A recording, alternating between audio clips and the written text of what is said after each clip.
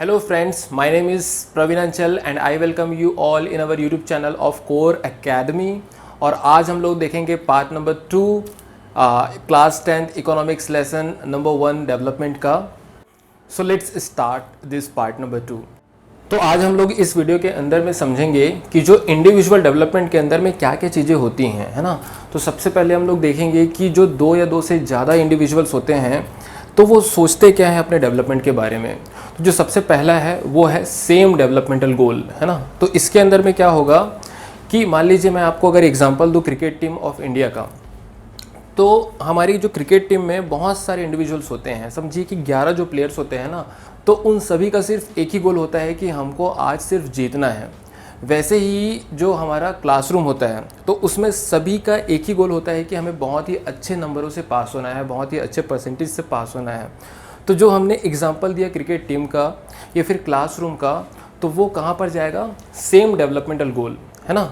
लेकिन हमेशा हमारा जो गोल होता है वो सेम नहीं होता, कई बार जो है वो डिफरेंट भी होता है। तो डिफरेंट में आप क्या ले सकते हैं एग्जांपल, जैसे मान लीजिए कि 2 कंपनीज़ हैं, है ना। तो एक कंपनी मान लीजिए कि पब्लिक कंपनी है, गवर्नमेंट कंपनी है, और दूसरी मान लीजिए कि प्राइवेट कंपनी है ना। तो जो गवर्नमेंट कंपनी होगी उसका जो मेन मोटो होगा ना वो प्रॉफिट अर्निंग नहीं होगा, ठीक है। उनका जो मेन मोटो होगा वो पब्लिक को सर्विस देना होगा, और सर्विस देने के बाद में अगर प्रॉफिट बनता है तो वो अच्छी बात है ना, ठीक बात है। लेकिन जो प्राइवेट कंपनी होती है उनका मेन मोटो ही होता है प्रॉफिट कमाना। जैसे मान लीजिए मैं एग्जांपल दूं तो जो इंडियन रेलवे है, तो इंडियन रेलवे का आपने प्राइस देखा है। अगर आप पूरे वर्ल्ड में कंपेयर करें तो इंडियन रेलवे का जो टिकट का प्राइस होता है is one of the cheapest. तो इंडियन रेलवे का जो मेन मोटो है वो क्या है, सर्विस देना। लेकिन अगर मान लीजिए दूसरी तरफ एक कंपनी को ले आप, रिलायंस, तो जो रिलायंस है उनका जितना भी प्रोडक्ट्स है, जितना भी सर्विस है, तो उनका मेन मोटो क्या होता है, प्रॉफिट अर्न करना। तो फिर से मैं एक बार रिपीट करूँगा कि इस पर्टिकुलर एग्जांपल में गवर्नमेंट कंपनीज़ का जो गोल है वो है सर्विस देना, है ना, और वो प्राइवेट कंपनीज़ का जो गोल है वो है प्रॉफिट अर्न करना। So I hope you understood this different developmental goal. अब उसके बाद देखेंगे कॉन्ट्रास्टिंग का। तो कॉन्ट्रास्टिंग का एग्जाम्पल बहुत ही अच्छा है। सो इसके अंडर में जो हम लोग एग्जाम्पल लेंगे वो NCERT की बुक में भी दिया हुआ है। तो इसको समझने के लिए समझिए कि गवर्नमेंट के पास में एक प्रोजेक्ट है जिसके अंडर में उनको एक डैम बनाना है ना।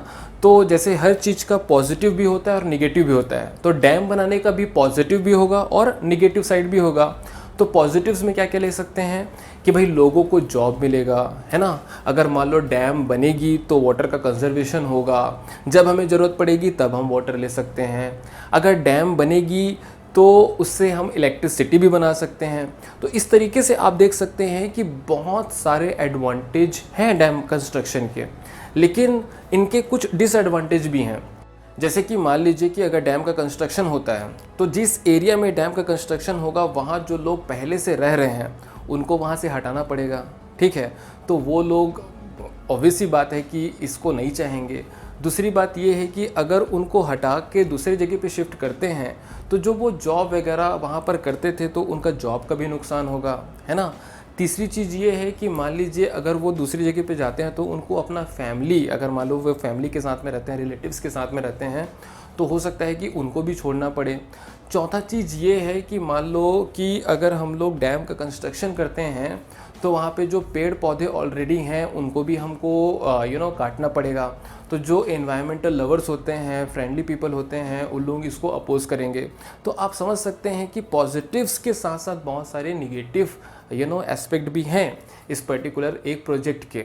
तो इस तरीके से आप समझ सकते हैं कि जो डेवलपमेंट एक सेगमेंट के लिए है वही चीज़ दूसरे सेगमेंट के लिए बिल्कुल भी डेवलपमेंट का बात नहीं है। So you can easily understand this contrasting point. उसके बाद में जो लास्ट का पॉइंट है that is mix of goals. तो ये हम लोग बहुत अच्छे से समझते हैं। तो इसका मैं बहुत अच्छा आपको एक एग्जांपल देता हूँ। मान लीजिए कि एक एम्प्लॉई है जो कि एक प्राइवेट कंपनी में काम करता है और अभी उसकी करेंट पोजीशनिंग जो है वो एक सिटी में है ना। तो कंपनी उसको ऑफ़र करती है कि भाई सिटी में मान लीजिए आपको 75,000 रुपीज़ पर मंथ मिल रहा है, तो अगर आप हमारे कंपनी के अंडर में विलेज में जाकर काम करें तो हम आपको 1 लाख रुपए पर मंथ देंगे, है ना।